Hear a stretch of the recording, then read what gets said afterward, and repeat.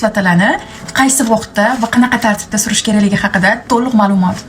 Если что, o'zim yuzimga surib ishlatib, natijasidan o'tganidan keyingina sizlarga tavsiya qilaman. Bu kislotalar yog'li yuz uchun ham, quruq yuz uchun, kombinirованный yuz uchun ham, hamda homiladorlar uchun ham birdek to'g'ri kelaveradi. Bu hozir birinchisi menda askarbinka. Shu askarbin kislotani mana oldimda va qo'limga shunaqa qilib to'kib olaman.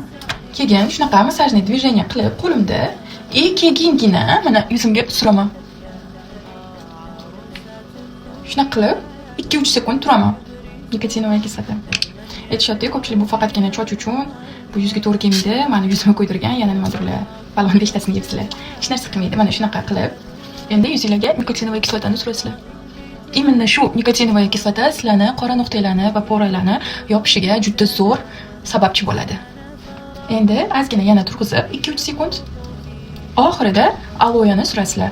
Kechqurun surib yotamizda, ertalab turganimizdan keyin yuzimizni yuvib, ketidan namlantiruvchi krem suramiz va namlantiruvchi kremni ketidan обязательно SPF shart. SPF surib, keyin ko'chaga chiqasizlar. Bir bo'lsam xuddi shunday qilib surasizlar va o'zingizlar natijaga erishguninglargacha ishlatasizlar.